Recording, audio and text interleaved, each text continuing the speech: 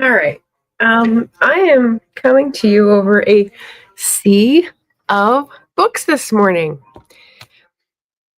And how did I just press go live from way back? Well, I have a wireless mouse. I'm a little tricky today. How are y'all doing? I'm settling on the floor today with a new camera angle, so hopefully this works. Welcome. My name's Margaret Pennard. I'm an author tuber and booktuber, and I'm doing a massive book haul, sharing with you over 50 books that I brought home from my hometown visit. So I live in Portland, Oregon, and I am from San Luis Obispo, California. So I was there for over 6 weeks for some family visit time, some job time, etc. And I found some books to take home with me. So I don't do many book haul videos because I figure the reward of sharing with you all about the books should come when I've read them. So, but this is a lot, and I'm gonna have to pack them away. So I figured I'd celebrate the joyous book spree before I put them away for a little bit. Let's see. I have a question of the day, which I will share because this is a two-part, right? So I'm going to be talking about the I'm going to be talking about the book haul, but also about the HRCYED countdown. So if you don't know, HRCYED stands for HRCYED, the hardest reading challenge you'll ever do. This is run by the channel called QWORDY, QWORDY.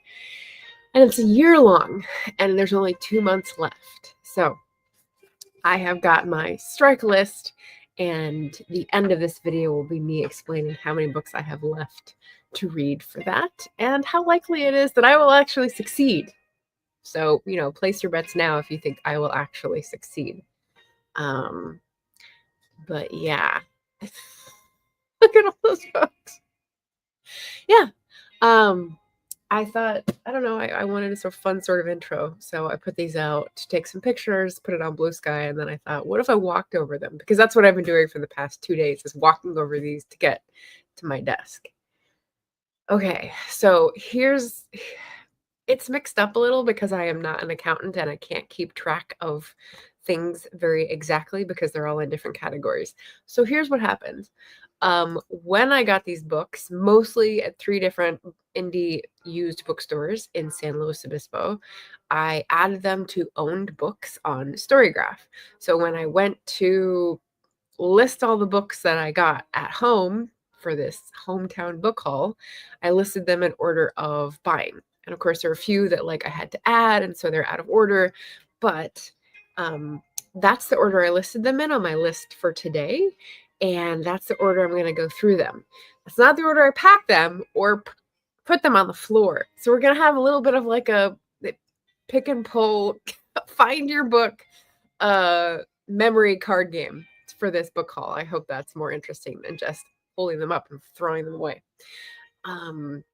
And there's a few that are not going to stay here, so I will mention that and then say look away if you're the person that may end up with them. So I'll say hello to the chat. We've got an Elaine here saying hi, hi, hi. We've got a cat paw saying hi, hi, hi. I know it's over 50 all told, so it's a lot. But I was there for 7 weeks, so I sort of got it all out of my system in the first 3 weeks, and then a book here, a book there, and yeah. So, oh yay, we connected the people. We got an Eva. Hi, hi, hi. Walking on books. Oh, even I don't do that. Well, it was kind of a novel thing. I thought it was kind of fun. Yeah, so let's start. Feel free to answer the question. I'm gonna go ahead and pin it. Oh, do I pin it or is it a banner? It should be a banner so that people can still see it. Okay, hold on. Let me make it a banner.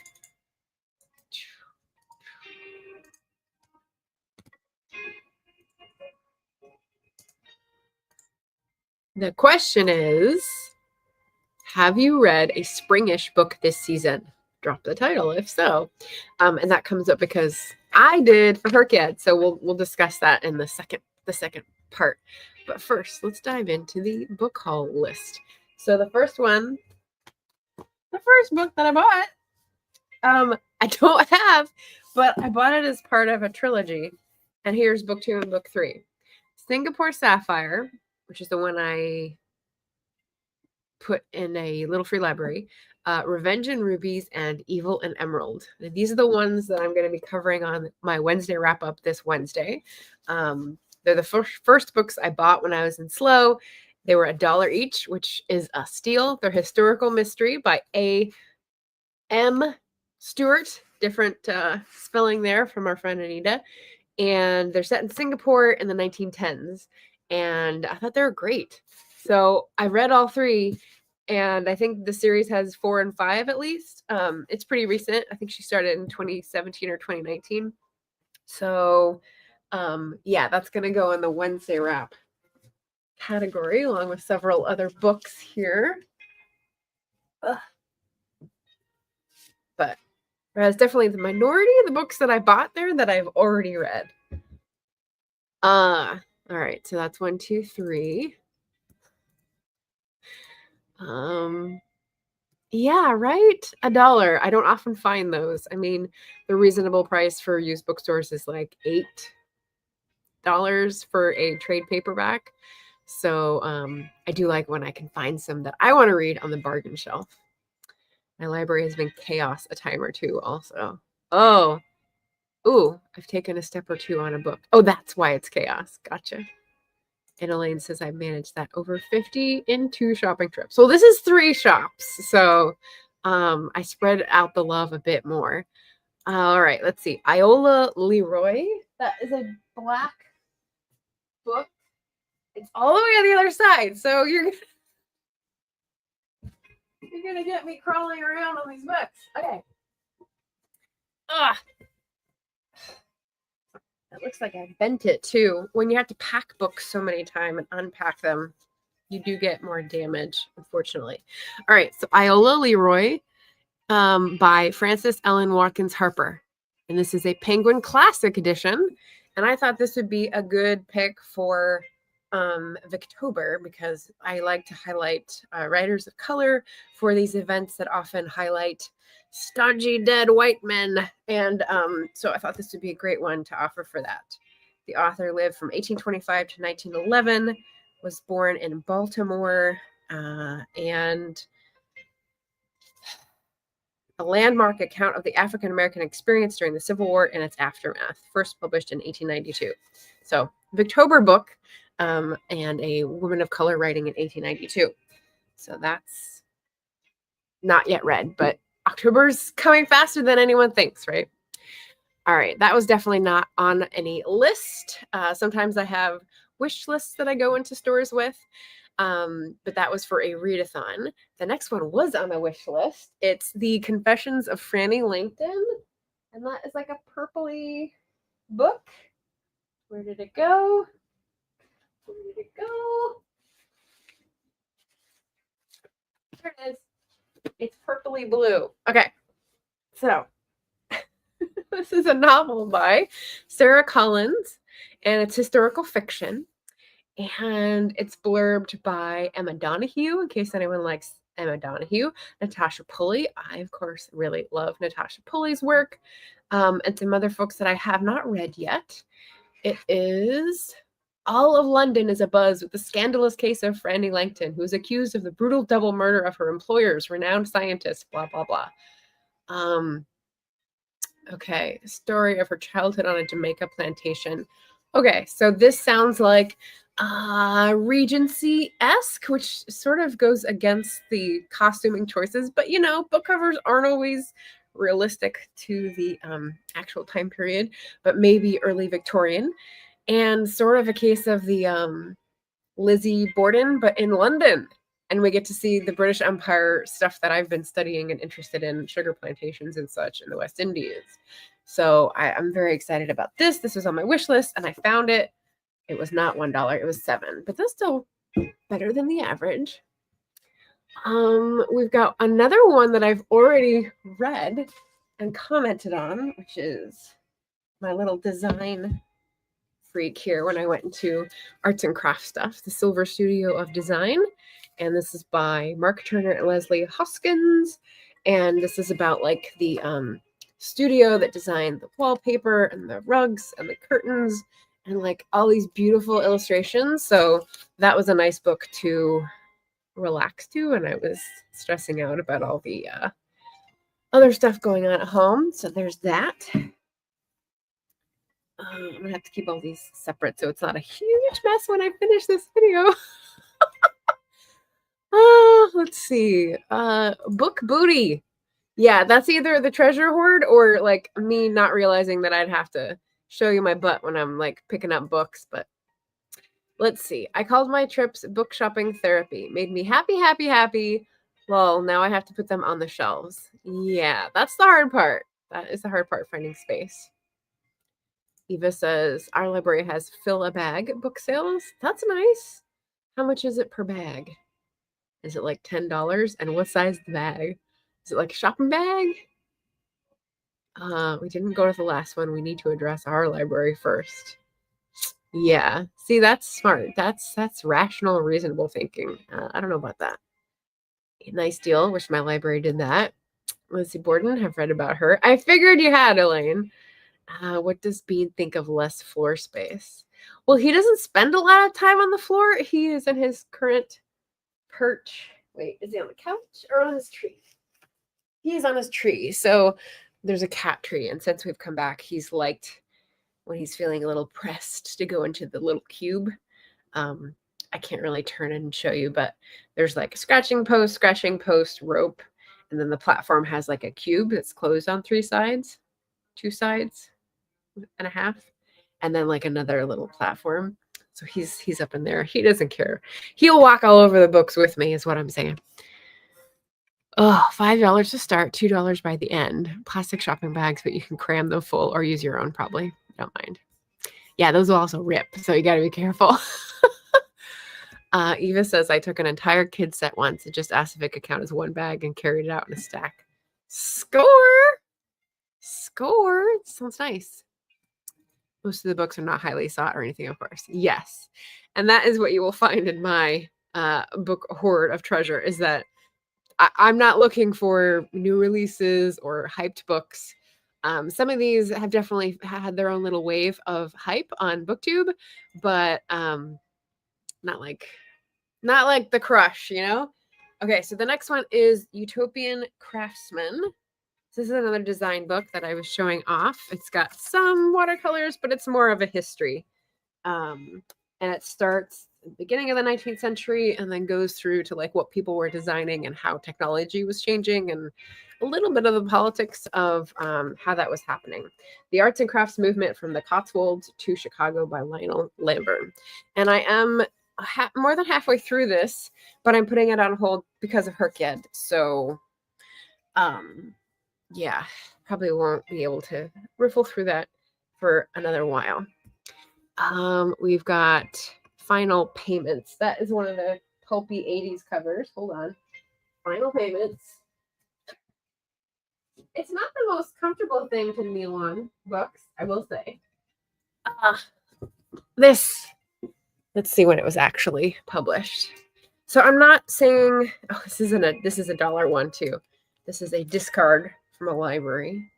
It was published in 1978. Okay, so that's a 1978 hardcover. It survived pretty well. Mary Gordon is the author, and Final Payments is, this is the one that sounded a little like Orla. So this I did cover on a little bitty book haul, like the first one when I was in SLO, and I think I did it on a productivity stream. So I got this because the description sounded a little bit like Orla Rafferty Seeks Her Fortune. A woman's husband dies, except this is her father, and she sort of doesn't know what to do with herself and learns to advocate for herself.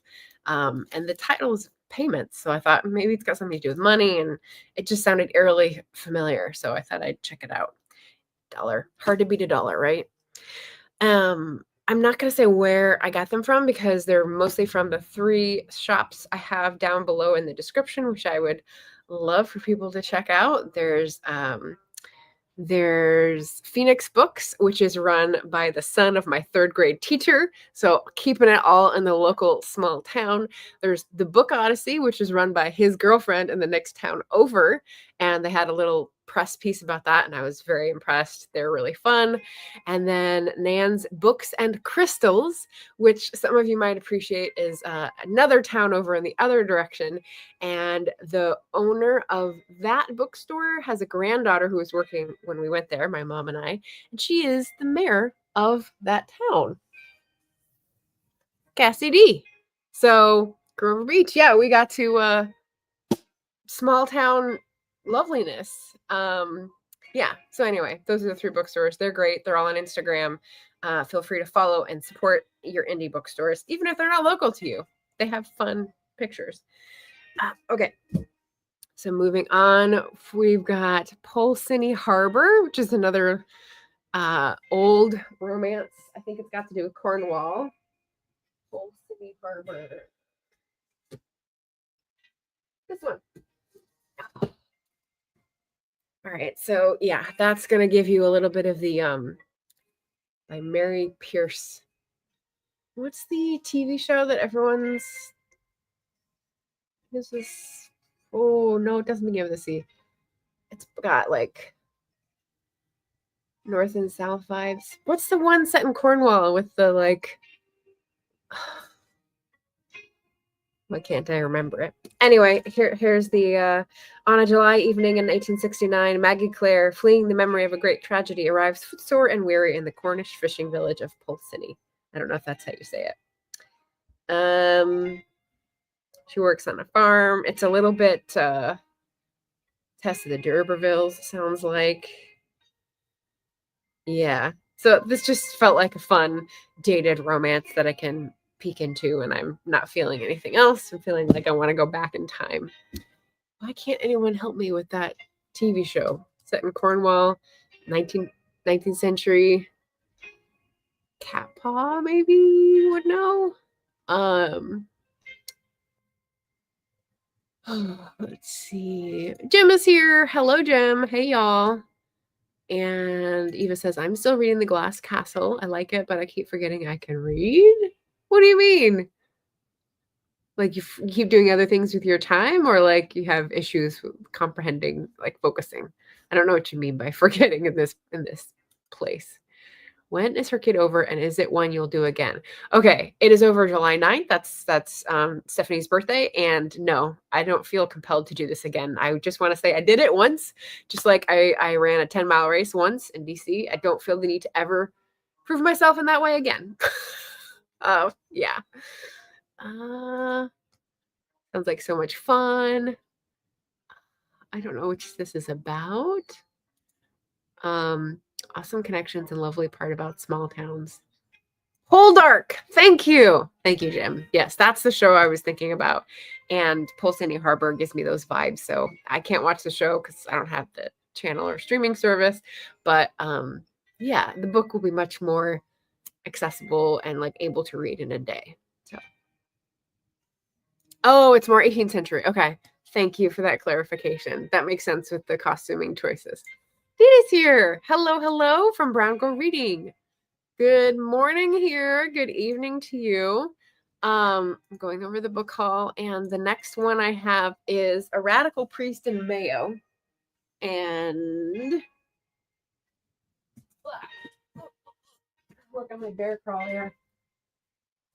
So this is a book that I thought would be good for research, and I've gone a little bit through it, sort of skimming, and it's not really going to help, so I'm going to hand it right back along. But look at that. Father Patrick Lavelle, The Rise and Fall of an Irish Nationalist, 1825 to 86, by Gerard Moran. I thought that would be interesting, talking about priests and radicalism. It's a little later than I want, but I thought it would probably talk about the stuff that came before.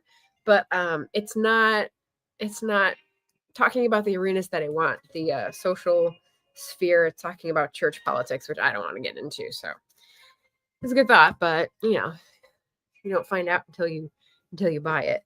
And this was a $9.50, so this is a little high for finding out that it was not going to be a good research book. Oh well.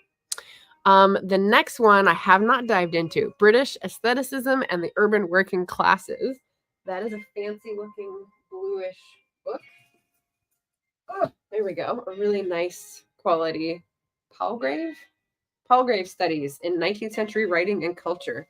So it's an academic series and edited by Diana Maltz. But later than my current period, 1870 to 1900. But again, I'm going to be doing something in the 1880s, but just not the current series. So are these mine? These are not mine. These are someone else's. So that's going to be fun when I go through to read someone else's tabbed parts. Usually when you get a book from a used bookstore, they don't have tabs on them anymore, but hey, very cool. All right, there's that. And then I have Life in an English Village, which is an interesting case. This is by Maud F. Davis. And okay, so it's definitely like a print on demand type book. You can tell from the formatting and the secret code in the back. But what I thought was cool about it, which is like another book I got, is that it's an older book, so it's in the public domain, so it doesn't really matter if someone prints it. They did a better job formatting than the other person did.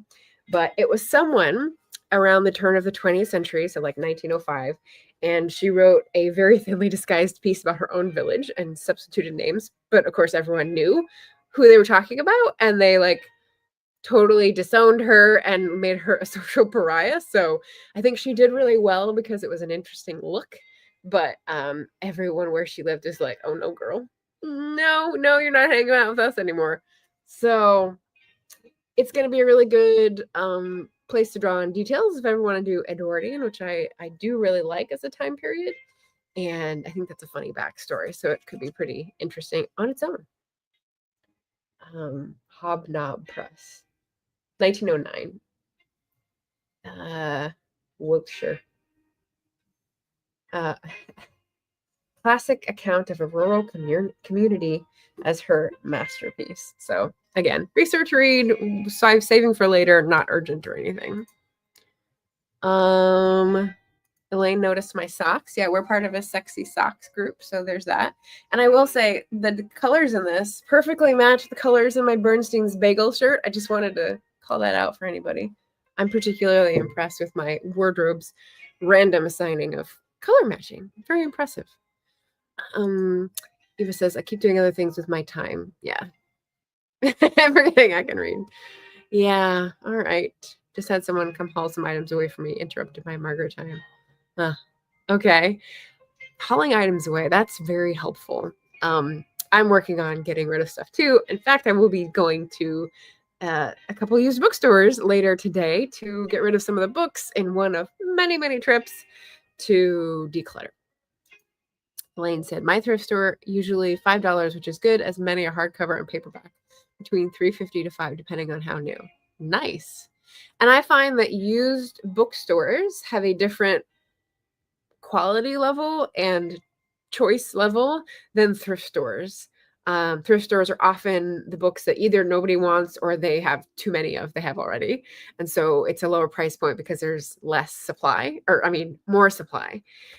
Or less demand. Whereas used bookstores, often they are buying the ones that they think will sell well, so they can charge the $8 or whatever, which is fair. They got to pay the rent. Hi, Gareth. Hello. Yeah, Eva, do you want to be in our Voxer group? We send each other pictures of our socks. Yeah, it's fun.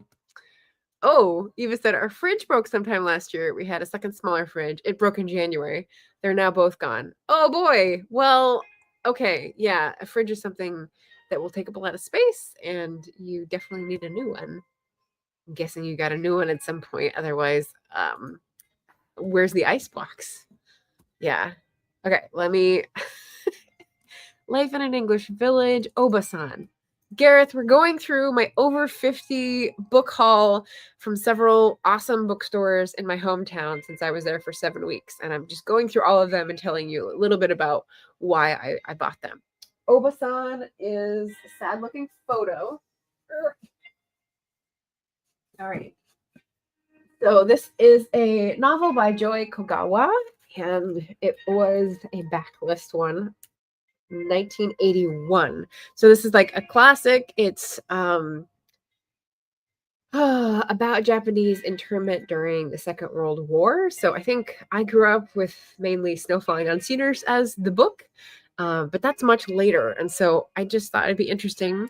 That was by a white dude, and this is actually by a Nisei, a second generation Japanese American. So I thought, maybe this will be worth reading because it's own voices as opposed to an accomplished white male writer. No offense, but try it. So this would be a great book for Asian American, Native Hawaiian, Pacific Islander. That's like all 6 letters of the month we're in currently. Yeah, that's May. It's still May. Gosh, it's something. It's something. So classic, and I thought that would be a good one for later when I'm not trying to finish a reading challenge. Here is a more contemporary one, which is orange, which is all the way up, which I knew Leslie would like, and it's Sunday, so maybe Leslie will come by later. But this is Calling for a Blanket Dance by Oscar Hokea. It's an interesting cover. I'm sort of not clear. I don't think it'll be cleared up by reading it, but I'm pretty sure this is going to be one of those books that like has so much more than I can understand going through it. But hopefully the more I read of those, the more cultural significance I will pick up on. It's a Native American book about a family that is part Mexican, part Native American, determined to hold on to their community despite obstacles everywhere they turn. So again, it's contemporary. It's like talking about multiracial issues, talking about the land, and it just sounded really good. Like a little bit of a heartbreaker, but not a horror book. Contemporary, but not horror, which Leslie knows I can't really handle. So hopefully that'll be a good one at some point. Oh, Eva says, yes, it was just hanging out. A room of fridges. I know of what you speak. We have a shed of fridges and other appliances. So yeah, I see. Yeah. Oh, Anita's here. Hello, hello. We name dropped you earlier. I did not like Snow Falling on Cedars, so good choice. Oh, okay. Gooderson. I just almost remembered his name, but yeah. So yeah. So try it, you never know. Have another point of view. Just about midway through. Midway through the haul or midway through the book you're reading? Jim says, nothing springish on my May TBR. Oh, we have someone answering the question. I don't think we'll have enough to like make this a section, so I'll just answer them when people answer them. I've been reading Passing today by Nella Larson. I've read that and found it very good. I hope you enjoy it. It's much shorter. Did you DNF Cryptonomicon yet?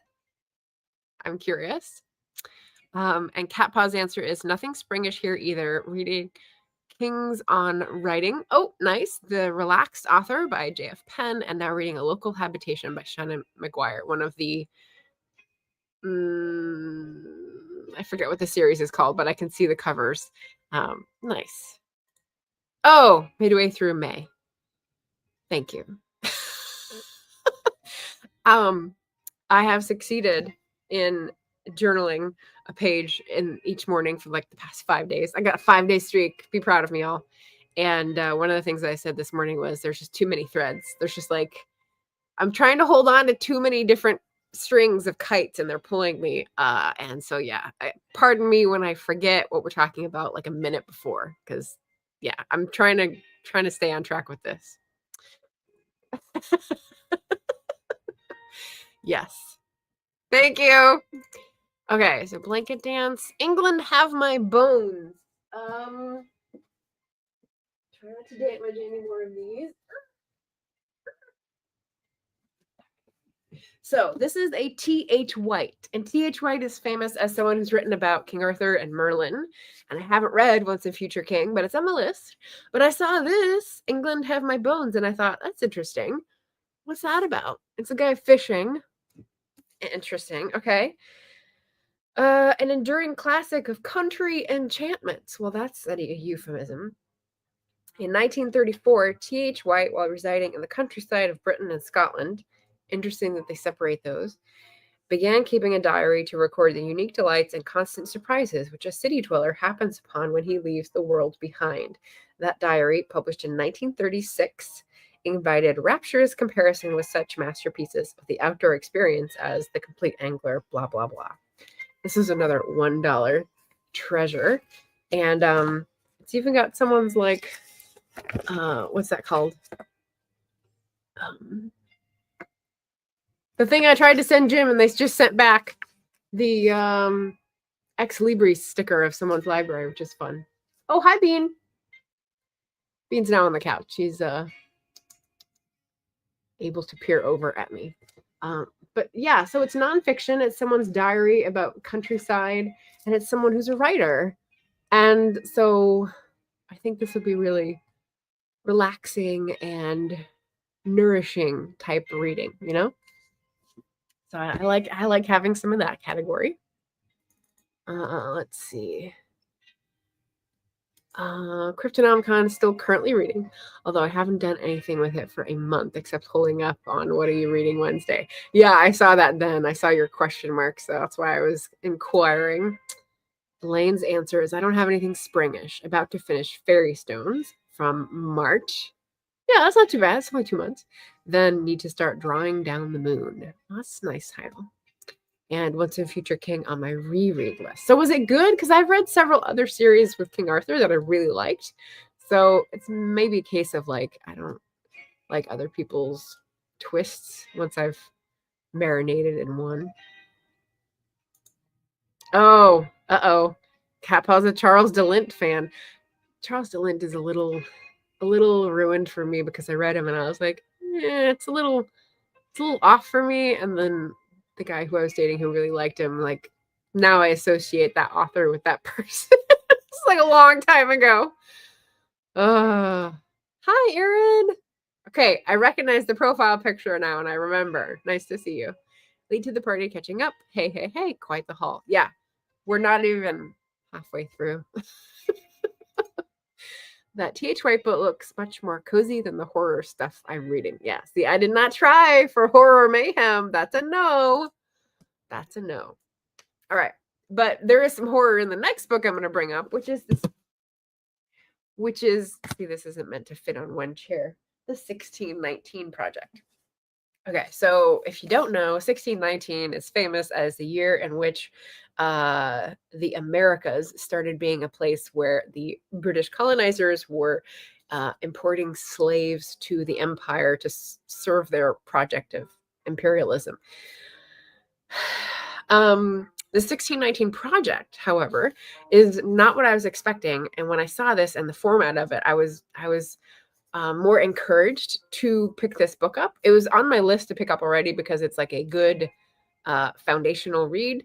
But then when I looked at what was in it, it's created by Nicole Hannah-Jones, winner of the Pulitzer Prize, but it's contributed to by like more than a dozen famous and serious writers. There are poems, there are essays, there is fiction, and I'm pretty sure there's going to be, maybe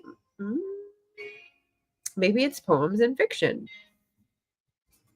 But yeah, so I think the goal of that format is sort of to metabolize the history. So if you know the history of slavery in America, it's a very heavy subject. There's a lot of horror in it, as I said. But trying to metabolize that through fiction and poetry is a unique approach, and definitely open to trying to understand people's processing of it and the legacy of it through that lens. So I'm very excited for this, and yeah, very excited to get a copy. Used $6.99. Look at that. That's a steal. let's see. Elaine says Sari Norman is the author of the Fairy Stones. Okay. Jim, I put up my review of Yellowface today. I prefer her fantasy books. Okay. All right. I like Charles Limp because of the other worlds and it's urban fantasy without spice. Yeah. I got sort of a tinge of like sexism stuff, which is why I didn't like the couple that I read. So it could be just like dated and, not that insidious. But yeah. Elaine says, I need to start some horror. Just got 2 new collections. Oh, no, you don't. No, you don't. No one's twisting your arm. Not me. Jim says, I've read 5 stories for Horror Mayhem. Standout was The Veldt by Ray Bradbury. Ooh, oldie.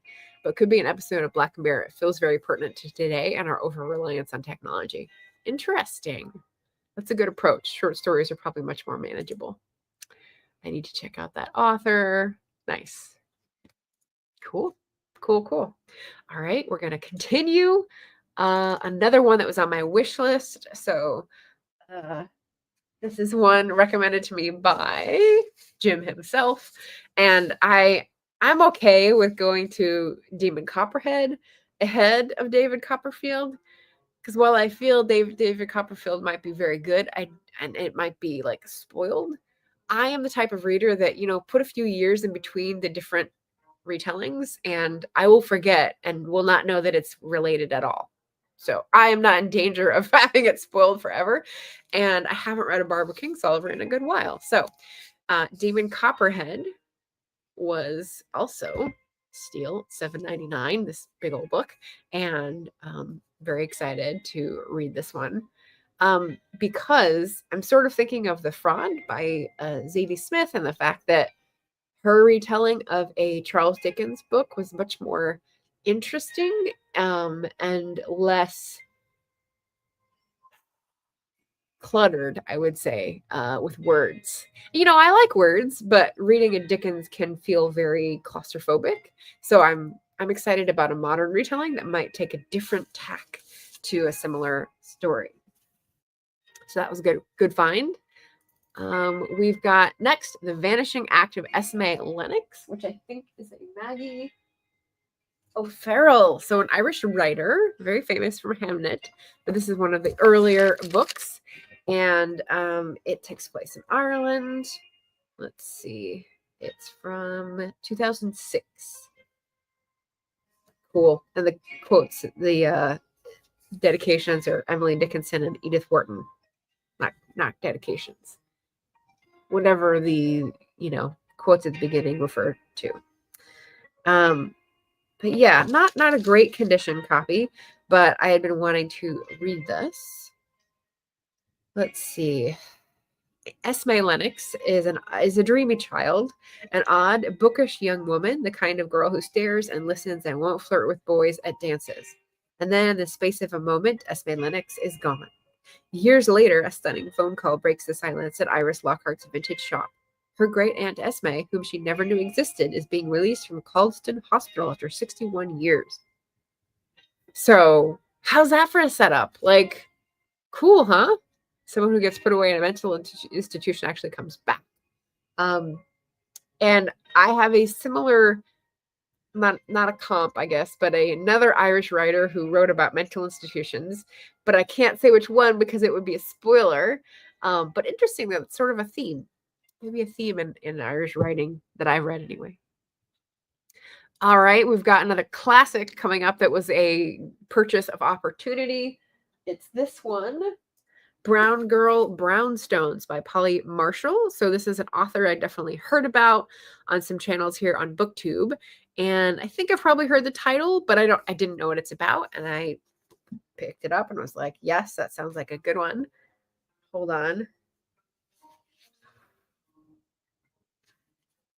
So if you know A Tree Grows in Brooklyn, that sort of thing, I think it's kind of like that for the African-American experience. During the Depression and World War II, Barbadian Barbadian immigrants striving to surmount poverty and racism and make their new country home. So this actually could work for Caribathon in June if anyone is looking for readathon with a specific theme to focus on. But yeah, one of these authors that I've heard of but haven't ever read from, so thought I'd add them to my library and give myself a chance to enjoy that in the future. Then we've got another book that was a crime of opportunity. Oh, which is another screaming deal because it's a, not a very well-known hyped book. The Windfall by Diksha Basu. And this is from not that long ago. I did start the first chapter and it was very interesting. But then I realized I had to stop. 2017. So 8 years old. Really cute cover, contemporary. And it's about a family in India near Delhi. Is it Delhi? Yes. And they sell a company and have a windfall. A windfall meaning like a bunch of cash they didn't expect because of the changing times. And they decide to move out of their close-knit, more lower middle class neighborhood to an upper class, very different culture neighborhood on the other side of town. And that's the setup for like what could go wrong. It's just a little move, right?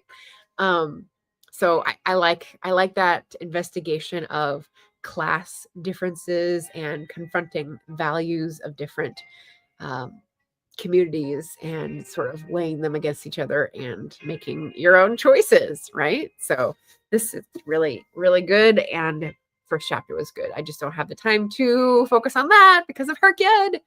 Dang you, Stephanie. You're making me do it. Okay. Let's check back in with the chat.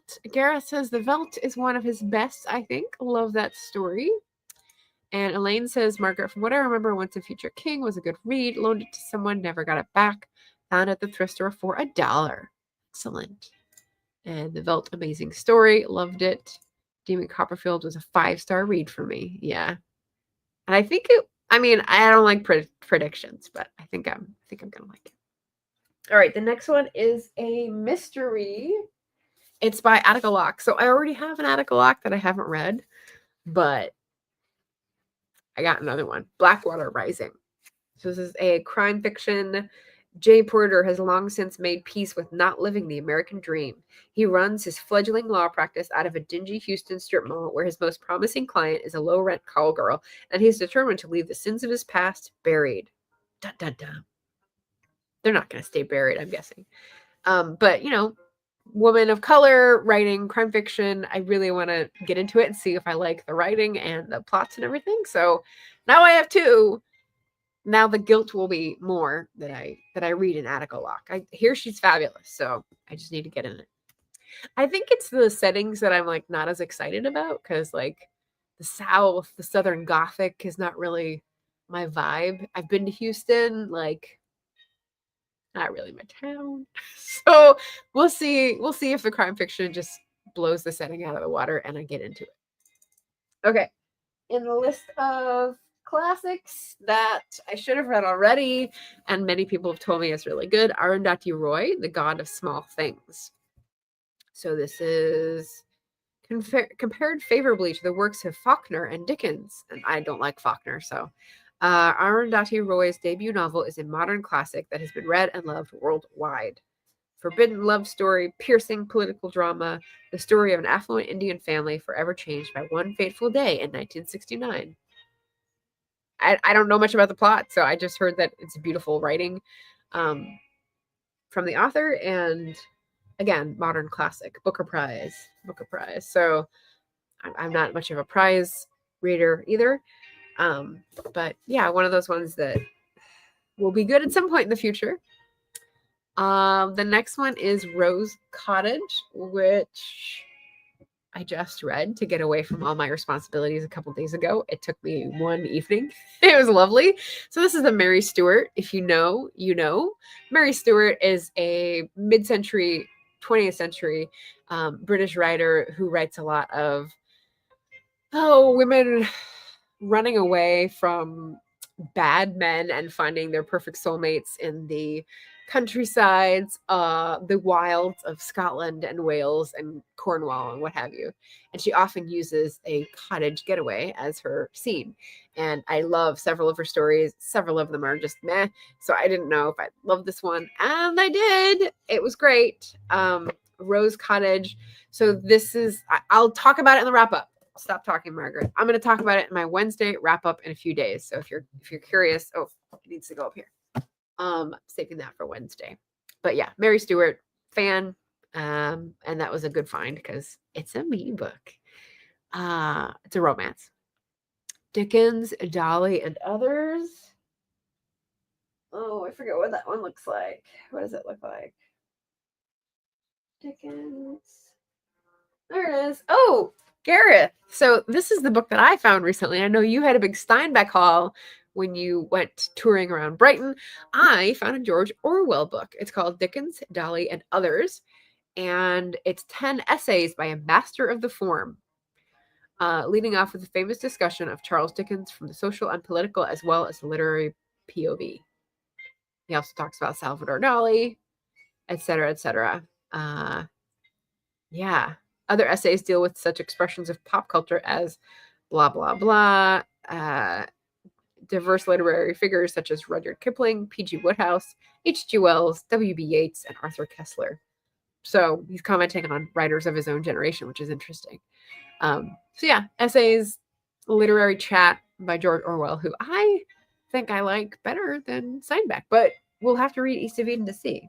So that was a fun find because I'd never heard of that book, never heard of those essays, but looking to boost my Orwell cred, if you will. Elaine says, sometimes you just need to curl up with a nice short read and, of course, a kitty. Yes, he was at my feet. I was on the couch with a blanket. It was bliss. Papa says, Mary Stewart also wrote Hollow Hills trilogy. That's fantasy. Yep. Arthurian Saga. Excellent. I thought when I read them 30 years ago. Yes. Crystal Cave. I had the Crystal Cave, and I think for the same reason I haven't read T.H. White. I just didn't read it. So I might have given it away at this point. Yeah. Orwell book looks interesting. Gara says, I've got a big book of Orwell's essays. Might have a lot of crossover with that book. Yeah. Okay. Well, Orwell, and then the other person that I put in that same category of like big thinkers and commentators in literature, Orwell, Steinbeck, and E.B. White. Have you read much E.B. White? I can't remember. I got a book of his essays a while ago. I think I read a couple of them, but didn't finish the whole book because it wasn't really what I was looking for. I found a quote from an E.B. White essay that I thought was really good, but then the book of essays didn't really satisfy that topic. So I may not have that one anymore either. I don't know. We're decluttering our books. I am decluttering my books. So we'll see if I still have some of these. Planning on reading Homage to Catalonia for the Banned Books Project, but haven't yet. Homage to Catalonia. Is that Orwell? I think that's not E.B. White. Okay. 13 Clocks. Ugh. 13 Clocks.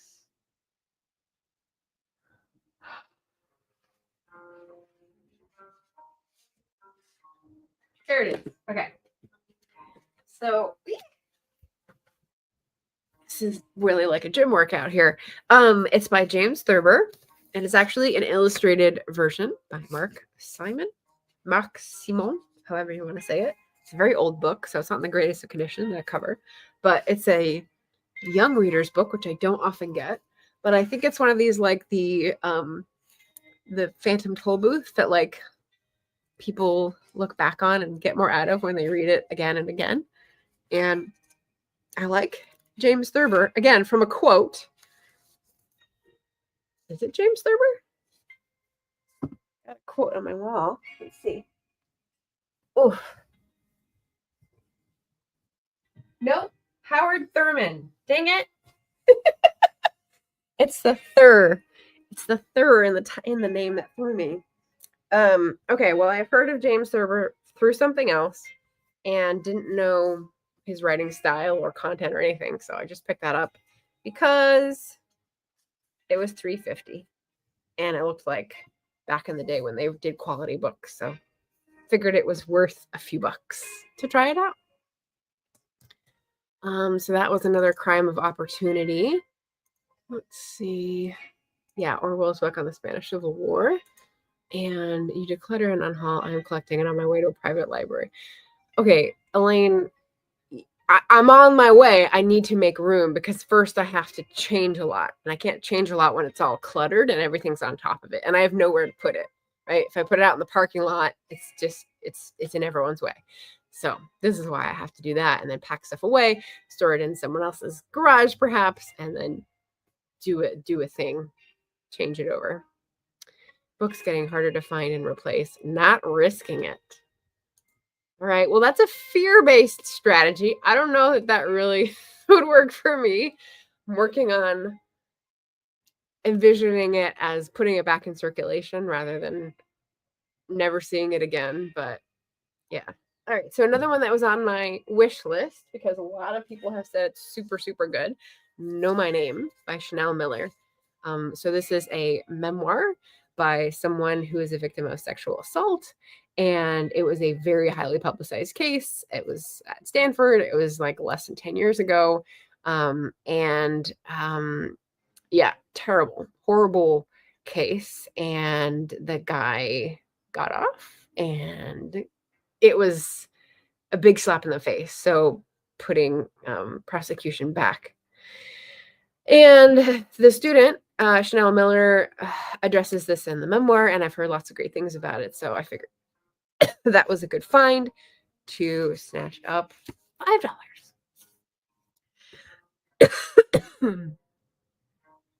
Hold on. Tea's running out. I gotta go to water.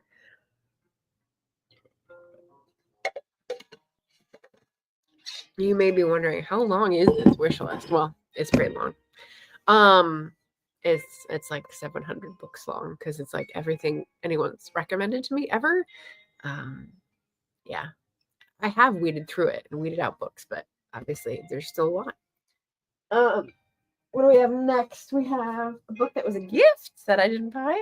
Secrets of the Oak Woodlands by Kate Marienchild. Plants and Animals Among California's Oaks. So being a California girl, I grew up with lots of California live oaks, oak woodlands.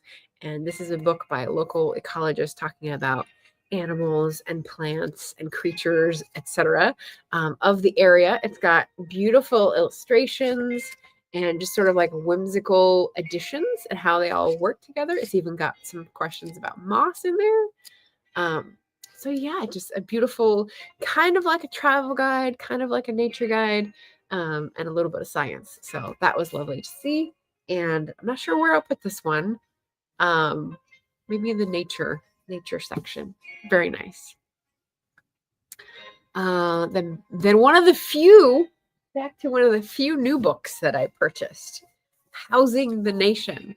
So this is not one of the 3 bookstores that I listed below in the description. This is a new bookstore that is called, it's like letters, so I'm not going to remember it, but it was an architecture bookshop. It was on front of an architecture studio in the back of a parking lot, and it said bookstore. So I had to check it out. And it was a small curation of books, but this one is a beautiful Rizzoli press. So it's a bookstore in New York City. And so it's a book about essays from different architects and planners and designers about the social issues surrounding housing. I think in America, that's why we say the nation, but this is very intriguing to me, being someone who's exploring many policy choices and trying to see how they interlock and help or hinder equality and advancement in the country. So housing is one of those things that I've never considered much or understood much about. So very interested to see, and hopefully it's not too advanced for me. I'm hoping. So that was exciting. And then Elaine said, I also reread my books numerous times and use them for reference. Majority is nonfiction and fascinating to read decades later. Nice. I've got cookbooks like that. And I guess that's the only nonfiction that I reference over and over. But I've also got my mystical books and travel books, and they're not in the library part. So, yeah. Let's see. What's next? A Woman of No Importance. Wait, what did I do? I deleted it accidentally. Okay. A Woman of No Importance. Where is she? Here we go. This is a Booktube darling. It's by Sonia Purnell. I think a bunch of people either read it for the Booktube Prize or some other event, because I remember Brian talking about this one.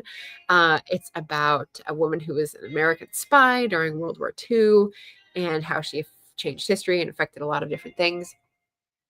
So, I mean, it sounded good. I'm not much of a World War II history person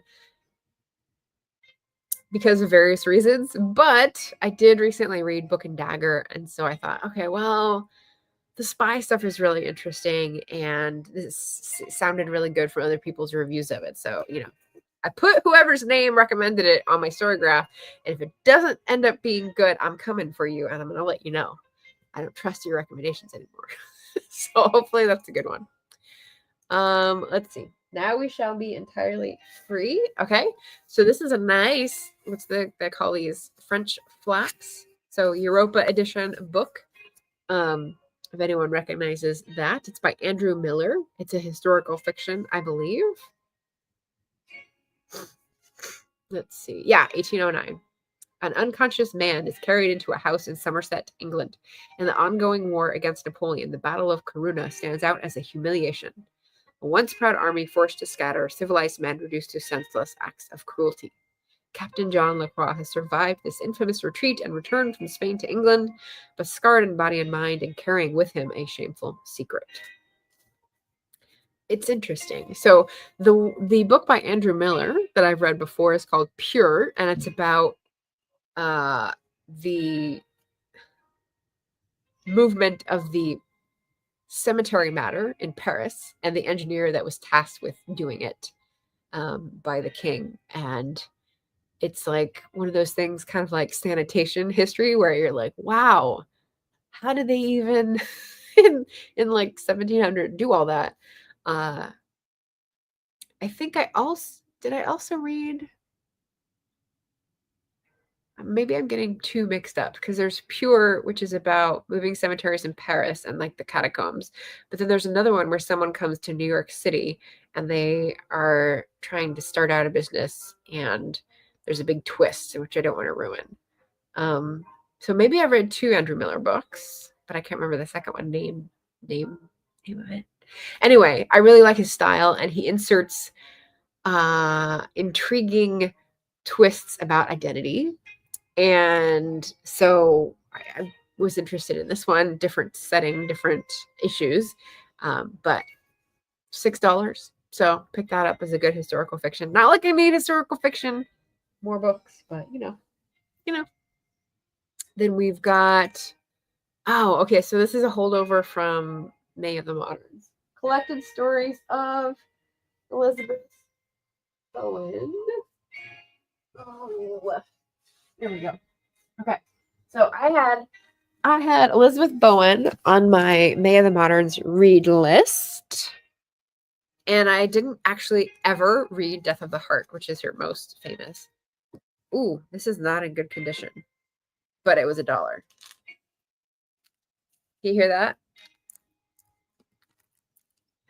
It's a broken spine. That's gonna be murder to read. Anyway, hopefully I'll get something out of it. It was $1, and I feel like I might jive with Elizabeth Bowen's writing style. I don't know. I want to have a good grasp of Elizabeth Bowen's style and Elizabeth Googe, her style, because I think I'm getting them confused. Anyway, just figured I'd try that. Maybe try a story or 2, and if it's too frustrating to read a book that's falling apart, I'll just put it in a little free library. So I have a more recent book that was on my wish list called Bringing Down the Duke. And that is by Evie Dunmore, who I've read one book of that I loved. It was an immediate 5-star. Really wanted to interview her, but she was on maternity leave, so I didn't want to bother her.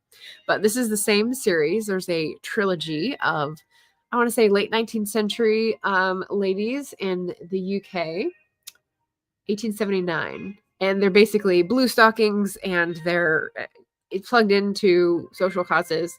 I'm using plugged in anachronistically, just deal with it. But they're lovely romances with people who understand more about their time, but there's still like tenderness between the main couple, and like that just makes me melt. So love that. All right. Then we've got Mr. Flood's Last Resort, which is, I think, my third novel by Jess Kidd, who I have not yet read. I don't know why. Occasionally this happens where I keep hearing things about a certain author and I feel like they'll definitely be a good author for me, and then I just keep accumulating and don't read them. I don't know what that's about. Maybe I don't want to face the disappointment of not liking someone that I've had so much anticipation about. Anyway, this is not as well known as Jess Kidd's Things in Jars, but sounded cool. Maud Drennan is a dedicated caregiver whose tragic past has left her haunted by a chorus of prattling saints that only she can see. Okay, so we're going magical realism. She finds solace in her work and humble existence until she meets the cantankerous Cahill Flood, a combative widower who lives in a gothic mansion crawling with feral cats. What? So this sounded fun and funny. Like, I think Jess Kidd's books might be funny. We'll see. Humor is hard to judge, so we'll see if that ends up being my kind of humor, and if that ends up being my first Jess Kidd read, because like I said, I've got like three of their books. Truth and Dare.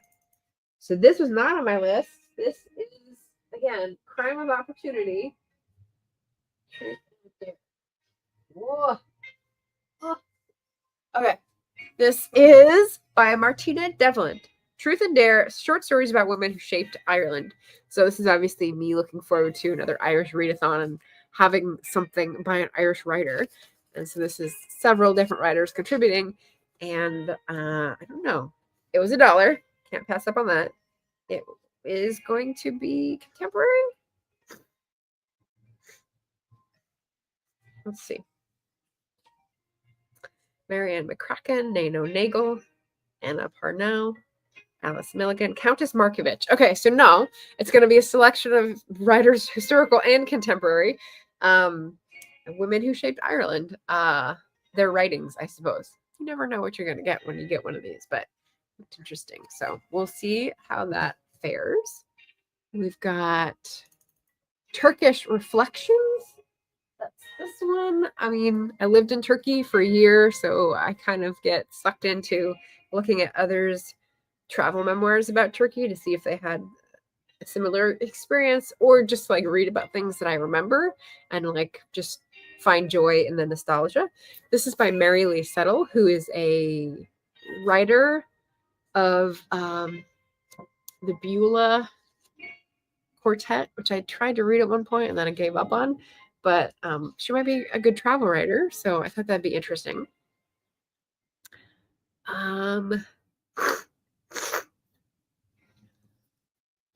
Why is it a turkey rarely seen? This was also $1. Such good deals. So she's talking about Byzantium, Rome, Latin princes, Seljuks, saints. So it's a lot about Turkish history, but hopefully, like, we'll get to read about some of the Turkish food too. Hopefully. But yeah, I do like a travel book every once in a while. Haven't read any for quite some time, so it's probably what I was feeling the need for. Jim said, I am not much of a rereader, but now I want to hang on to some books to hold up in videos.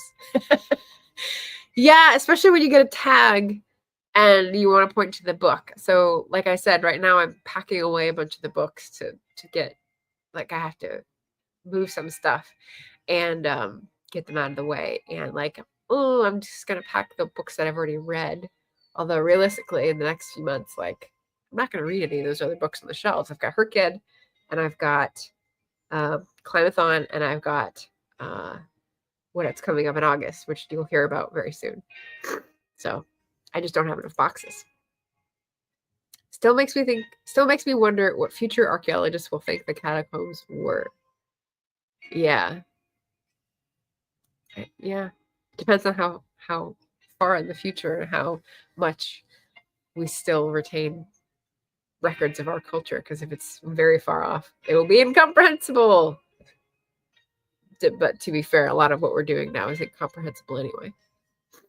All right, so another of the new books that I read one, is this, which I got at Monarch, which is a new bookstore instead of one of the three below. And I got a very pretty bookmark at the same time.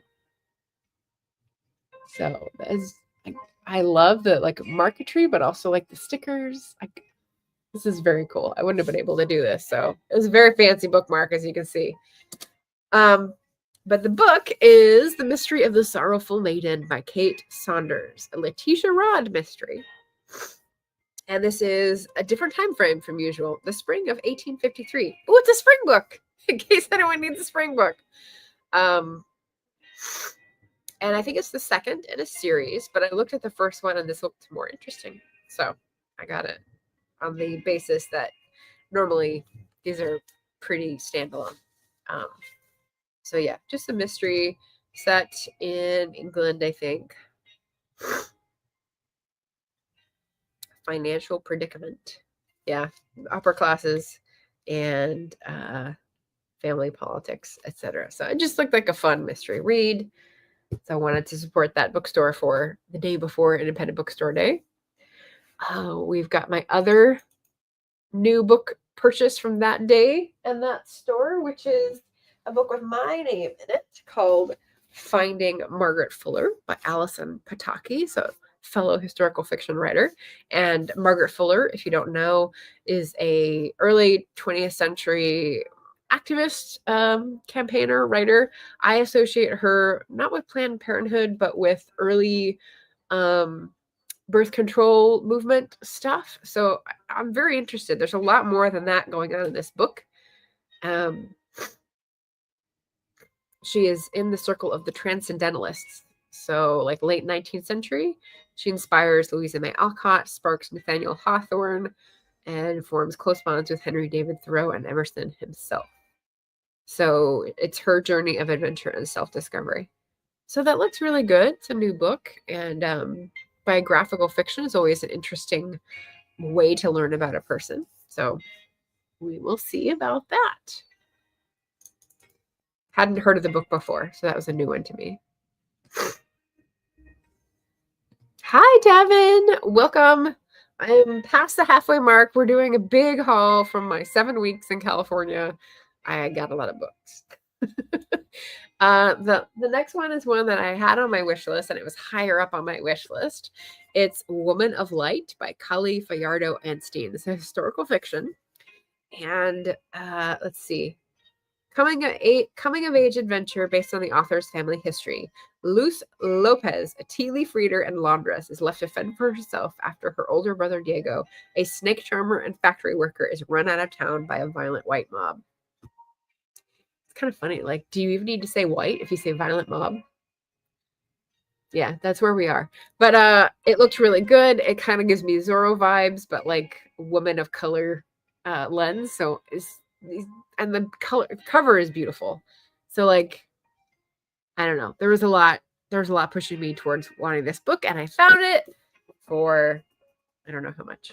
It was at Nan's, so it was probably like $5 or $6. Very cool. Very excited about reading that one. Historical fiction. Then we've got The Queen of Dirt Island, which is Irish literature by Donald Ryan. Don't know anything about this, but it was a beautiful cover. The Bookhaven. It was bought in Ireland by someone else, not me. And it was at Nan's for $7.50. I love when there's multiple price tags so you can see the history. It's got French flaps, so it's very nice condition. And again, Irish written books I haven't heard of. A different market, a way to get a different perspective on the world and see what other countries are hashing out in their fiction and literature, which is always interesting. Queen of Dirt Island. Let's see. the blurb doesn't tell you much about it. It's kind of very vague. Donald Ryan. He's from County Tipperary. Not who I thought it might be. But yeah, very cool. So got that to my list. A very special year. Coming to the end here. A very special year. What is that? Ugh.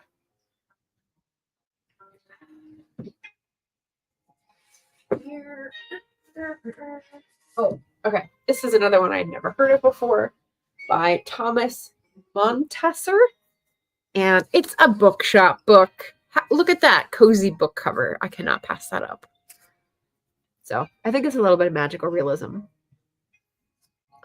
On a quiet back street in a sleepy town, there sits an old bookshop, or rather, an emporium of reading delights. For in this bookshop, there is a novel that has a peculiar hold over its readers, a novel with an ending that changes depending on the reader. What? Okay, so that sounds really cool. Let's see, when is it from? I can't pass by a book about bookstores. Verlag translation. Oh, so it's a translated book as well from the German and from 2016. How cool is that?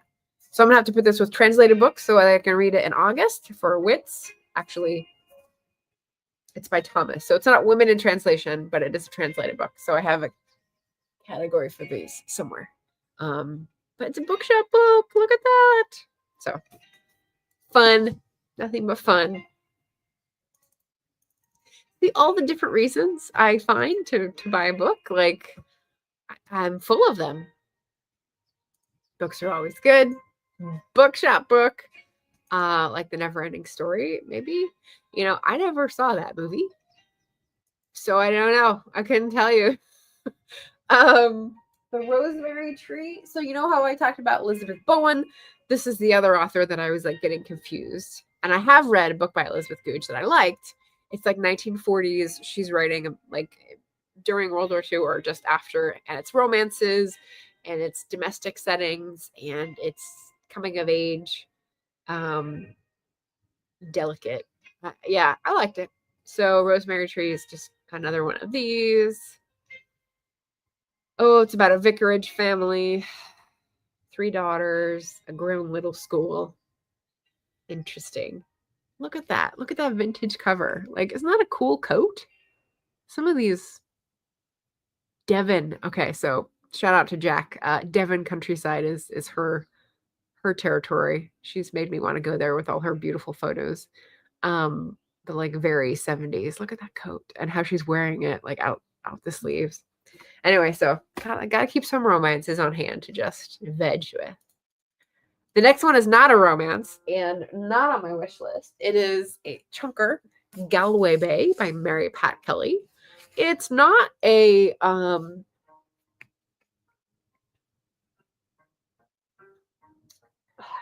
the author that Nicole wanted everyone to read for the Celtophile Readathon was blanking on the name. It's not that author, but it's very much up their alley. So History of Ireland, historical fiction, Galway, 1839.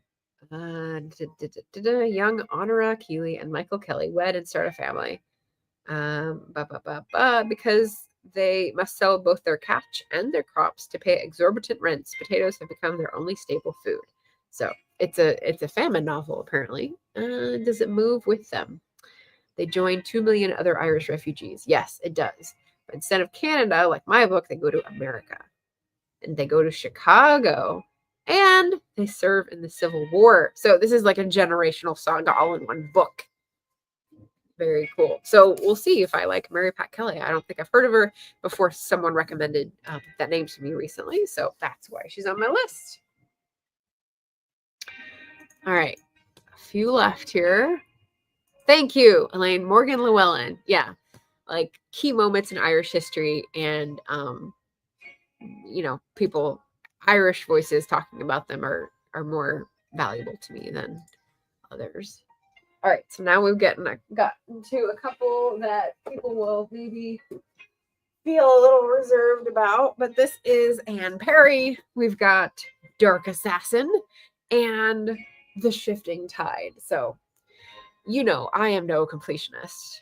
I'm not a perfectionist, but the William Monk series by Anne Perry is a really interesting one. I like almost all the books in it that I've read. I've skipped about because I can't be bothered to get all 30 in order because that would be too expensive. But I love finding ones that I haven't read, and it's fine to skip back and forth. So these are two that I hadn't read, and I'm excited because I think I will actually get to finish this series, and then it'll be like maybe I've read all of Jekyll and Winspear's books except the last one, and I will have read all of Anne Perry's William Monk series, which is like a bunch, but this doesn't happen very often, so it's kind of exciting. Kind of exciting. Good crime fiction. There's a detective, there's a nurse. It's an overarching sort of romance, but also basically about the detective and the crime, and it's like Law and Order. They go from finding the criminals and you know, or trying to defend someone to the legal portion, and they have another character, Oliver Rathbun, who's in the court, and then they take the court side of the story. So it's fun to see that whole thing evolve. Okay, so this is one that I have had on my wish list for a very long time and never seen in a store. Oh my gosh. So Alba, who is the channel Seriela, is a Puerto Rican booktuber who really loves this book and recommended it to me a long time ago. And it's called Daughters of the Stone by Dalma Llanos Figueroa. So I can't remember what we were talking about.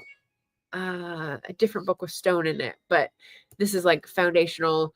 I think it's lots of trauma in it, lots of violence, and very powerful writing is what I remember her saying.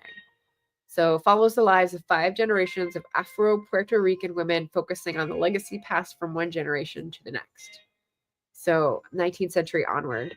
And like, this is going to be the focus of like a big read, I think. So I don't know when, but I'm glad I have a copy now. The cover's kind of cool. It's stylized, but I'm excited to read that. It's going to be a heavy one, but like, I think it's going to be a good one.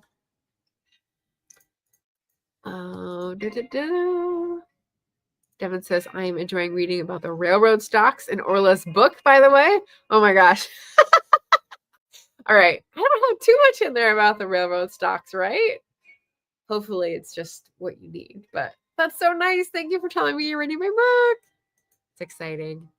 All right. So next we have a handful left is another crime of opportunity. It's Edward Burne-Jones.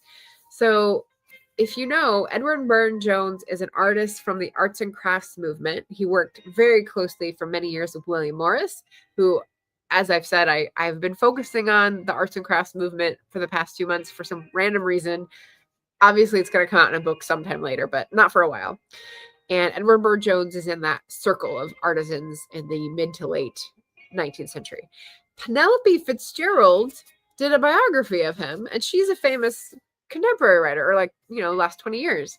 So I was like, that's interesting. So picked that up because I thought, well, that's interesting. I wonder what she'll say about him, and I hope it's not too awful. So yeah, we'll see. White Teeth. This is recommended to me by Dee Dee and her crowd. Another Zadie Smith. Her book seems to be very different from book to book. And I've only read one, so I think this will be an interesting one. Just got it to be available when I have time later. So that was a good one. Then we've got Bookworm, which I knew of as a new release because I saw the audiobook review come through at my work at the magazine. It's a book by Robin Yeatman. And I think it's a little bit like Eleanor Oliphant, like a quirky character.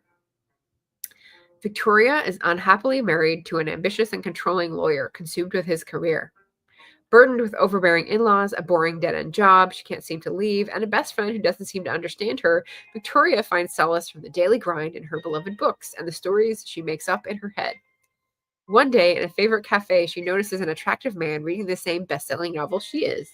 As a woman yearning for her own happy ending, Victoria is sure it's fate. The handsome book lover must be her soulmate. There's only one small problem. Victoria is already married. So she goes back to the books to find a solution and how to get rid of the dreaded husband. So it seems like a funny book, and it's about people who love books. So that just looks like a win-win-win, contemporary comedy-ish. Then we've got another one in a series. So this may be like the third series that I'm going to finish all of the books of. This is Iola Leroy's series. So this is the historical mystery writer that I've sort of gravitated to now that Jacqueline Winspear's Maisie Dobbs series is done. This is a Lane Winslow mystery called An Old Cold Grave, and it's one I haven't read, but I skipped over because I couldn't find a copy. And she is setting mysteries in post-World War II in Vancouver, BC area, or BC area, I should say, in the countryside. And the retired spy, Lane Winslow, teams up with the local small-town detective, and they end up solving all these crimes. And it does dip into a little bit of history, cultural stuff that's more sensitive than you might find in regular crime fiction, and that is the interesting little piece to it. So that's why I keep reading. It's a good one. All right, the surprise one here is going to be way over here. Death in Sardinia. So this is a new series I'd never heard of. It's called the Inspector Bordelli series by Marco Vici. And it's at Nan's. It was $4.50. Florence, 1965. So this is a little more recent than I normally would read, but it's got a fun cover. And the cool thing is, when I did DNA tests, I found out I'm part Sardinian, like a tiny little percent, and no one knows what this came from. Like, no one has any Italian anything. And so I was like, what? So I'm curious to know more about it. And someday I hope to visit Sardinia and see if anything awakens in me. That'd be fun.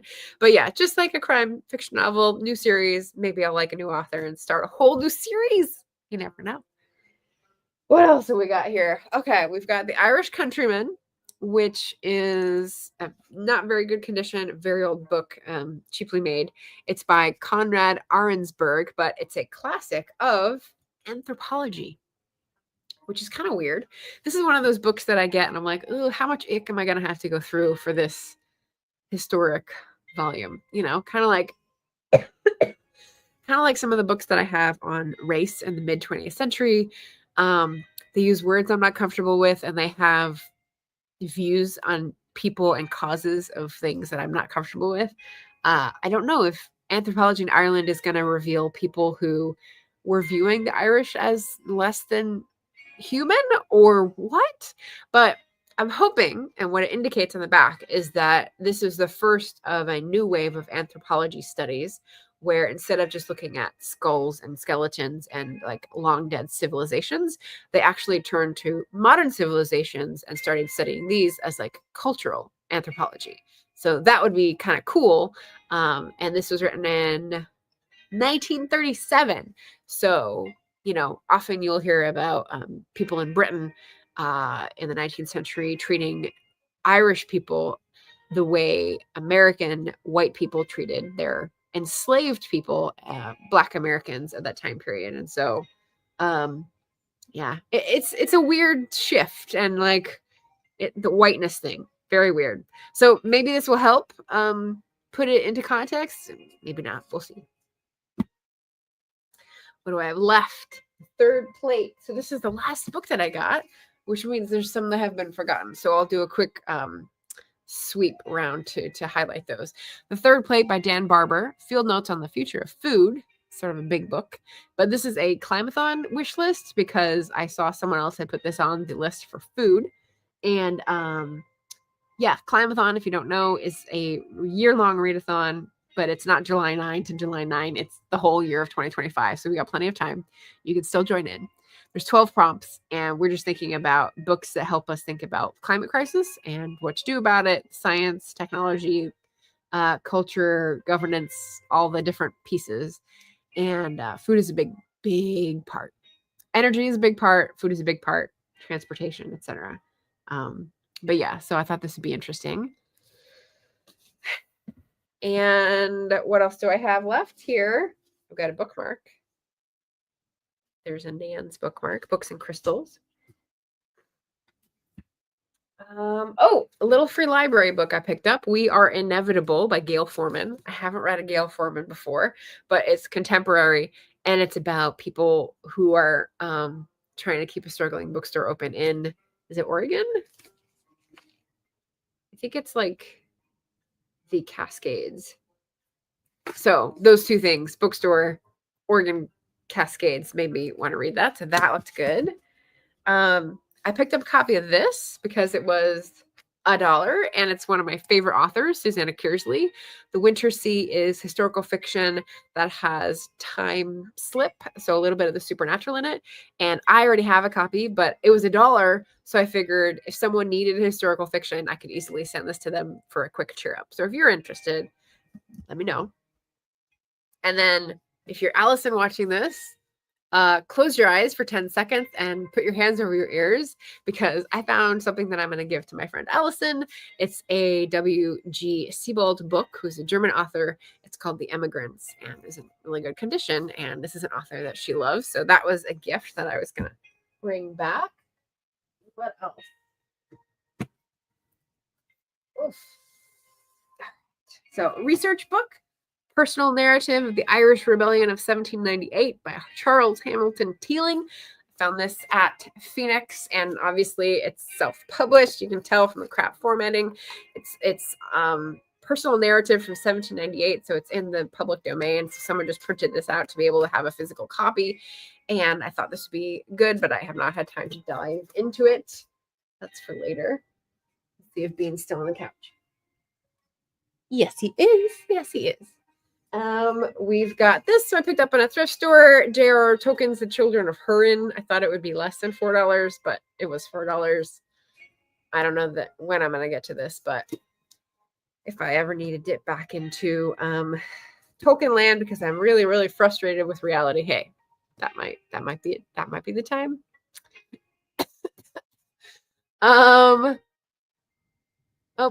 I need to catch up here. We've got Jim's comment. Edward Burne-Jones is similar in style to the pre-Raphaelites.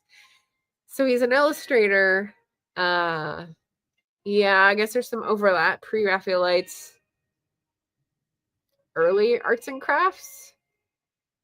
Like with Ruskin, he was like the father of a lot of this. I'm a little hazy on that, but pre-Raphaelite style, not my favorite. So we'll see if Edward Burne-Jones has more to offer than the art. Jim says, White Teeth is on my shelf. Haven't read it yet. Hi, Leslie. Happy Sunday. Good morning, gorgeous. I name dropped you at the beginning. I can't remember what book it was about. Jim says, yes, I am part sardine. Yes, exactly. Devin says, I'm reading the series about the time of Arthur and the beginning of Christianity in England, the decline of paganism, and the withdrawal of the Romans. So much better than the Vikings TV series. I've heard good things about the Vikings series, but the King Arthur series that I read is like this. Who is it by? I can't remember. It's something that starts with a WH because I always looked for it at the end of the section. It's not white, but anyway, it's very graphic. There's a lot of violence. There's a lot of sex in it. It was an adult fantasy book, but it was historical, I guess. And it was more historical than like woo-woo fantasy stuff. So maybe it's just historical fiction. But anyway, yeah, Leaving of the Romans and the Time of Arthur. I loved it. Another bookshop book. Yeah. Yeah. So many books set in bookstores. Yeah. I don't think it was set in the bookstore. It's about this young man and his dad, and they have a struggling bookstore that they're trying to keep open, but they were like they were going to a town and seeing that all of the old stores had been bought out or closed or retired. And like, I think it's going to be less about their running of their bookstore and more about him finding a way to meld his family responsibilities with his own desires. We'll see. Bad formatting means lots of margin notes. Maybe.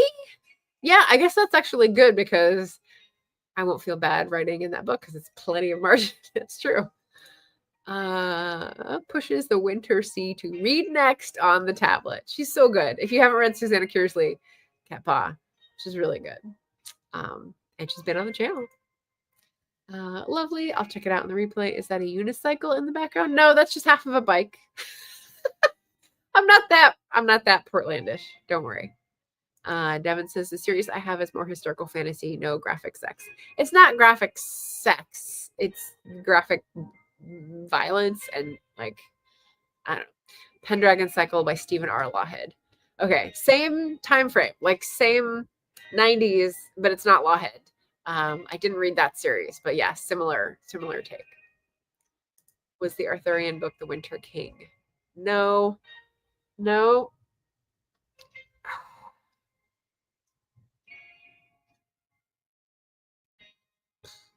Pale something. I'll think of it. I'll think of it.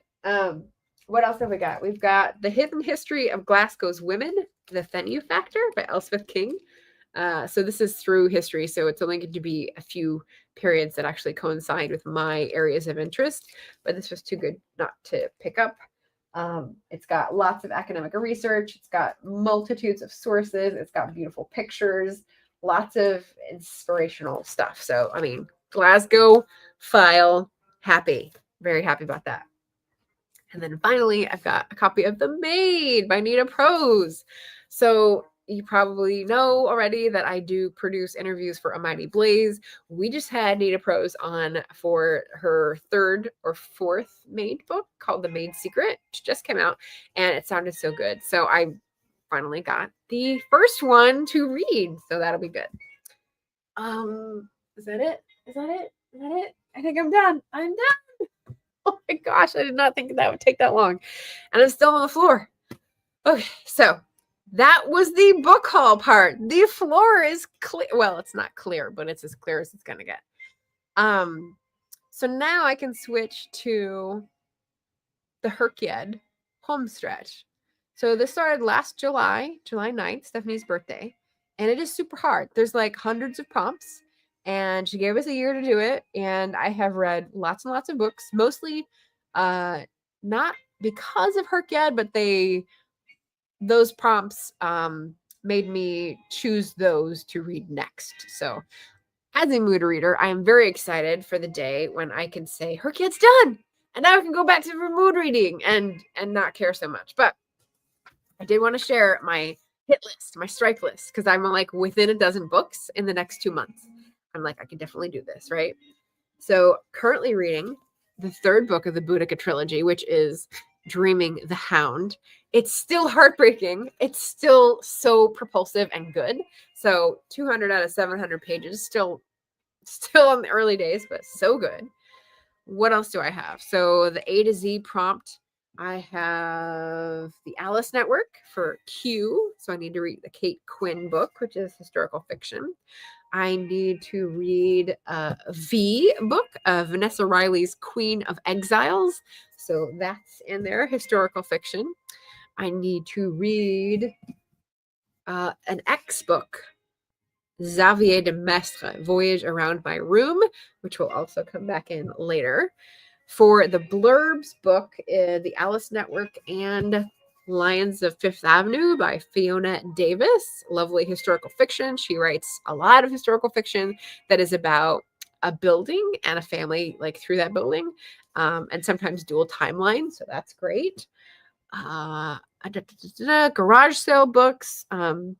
Queen of Exiles. I can't remember, but it qualified for the garage sale, even though it wasn't a garage sale. Author tuber books I've finished, and you'll find out about the last one that I read on Wednesday's wrap up.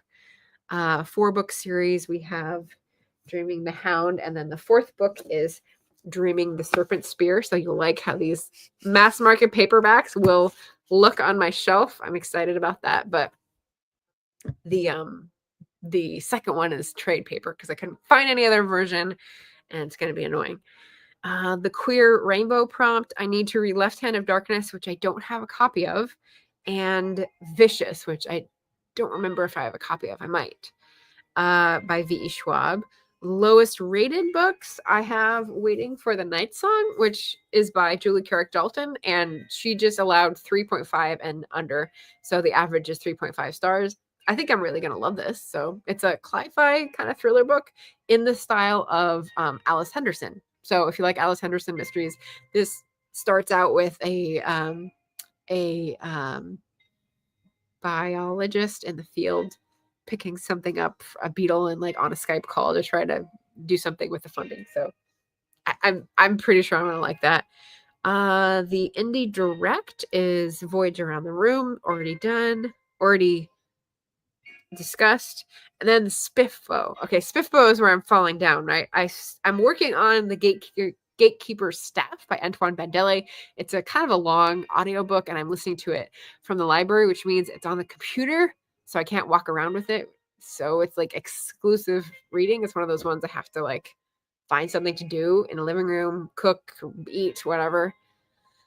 12 hours, something to go. But it's very good. Then we've got Bones to the Wind, which I just started yesterday on ebook. Danu's Curse, which I didn't get to for March, by Nicole. And then Drowned Kingdom, which I have from the library. Oops. There we go. By P.L. Stewart, fellow booktuber. And the 500 page. The Last Thing You Surrender by Leonard Pitts Jr., which I need to pick a day, but I haven't yet. So yeah, that's like my dozen left that I'm going to try to do in month and a half, not 2 months, month and a half. But I think I can do that. That's just going to dominate my reading list. So the other thing that's dominating my reading list, TBR highlights, is the upcoming events. So this year for Climathon, as a co-host, I started a speaker series, and I, at least once a month, will talk about truth and reconciliation for the climate. And I'm inviting anyone who also is indignant and up in arms about climate crisis issues. Which issue is important to them? Come on and let's talk about it. And maybe I don't know about it, so it'll be interesting to learn more. And we've had one in January, and this will be the second one, which is Victoria Talks Writing, coming on to talk about mental health and some of the reading we did to learn about how mental health and climate crisis sort of act together, and what we think about it, what we feel about it. So that will be coming up on next Sunday at 10 a.m. Pacific time. In between, we've got my Wednesday wrap up with several books. It's actually a bunch of books, which is nice because the last couple months I had very low reading rate. Whoops. And I'm glad to be like back in the traces of my normal reading rate. So, yeah, that's the ending of that. Anything else people are doing for upcoming events? Let me know. Let's see. Devin says, not too much graphic violence in either of these series. It is heavy political concerning the Picts, Romans, etc. I love it so far. Oh, I don't get up to the Picts. Interesting. No, not Pale Horsemen. So, oh, Jack White with a Y. Jack White, and it's Silver Sword. I can't remember, but Jack White with a Y, WHYTE. I think he's the one, and I really liked it as a young adult. Like I read those in high school and beyond. It's really good. So many wonderful books. Thank you, Elaine. Looking forward to joining the next HRCYED. Yeah, maybe when you're not like publishing a book, moving everything in your house, and doing a Kickstarter, like you'll have a little bit more space. It's also nice that you can spread it out over the year, so you can like wax and wane with the priorities. Devin says, I just finished a queer story about a transgender person trying to solve the murder of her ex in a post-apocalyptic dystopia. Very thrilling. Mini review coming this week. Excellent. That sounds like an interesting thriller. Looking forward to reading Left Hand of Darkness. Yes. Yes, I love that you pointed out that the Silverberg lost to Left Hand of Darkness, or another Ursula Le Guin book that year for the prize. That was Chef's Kiss. Yeah, so I'll find a copy of that somewhere. Kevin says you can squash those books before the beginning of July. Yep. I think it's doable. Oh, what happened? I opened a new note. I don't need a new note.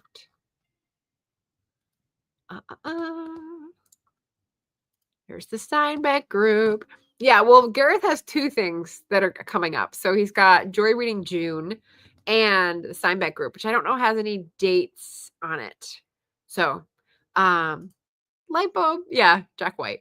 I knew it would come before the end. The Singing Sands. Nope, that's Josephine Tay. Singing Sands. Maybe the covers look similar. How do our brains even work? I don't know. Nice variety for your future reading. Yeah. So, that's upcoming events for me and for Gareth. We're going to be reading some Steinbeck together. TBD when. But thank you guys for hanging on this long, waiting for my floor to be clear. It's amazing. And yeah, so if you also are in the last home stretch for HRCYED, drop your most feared book down below, because yeah, I don't know. We'll see.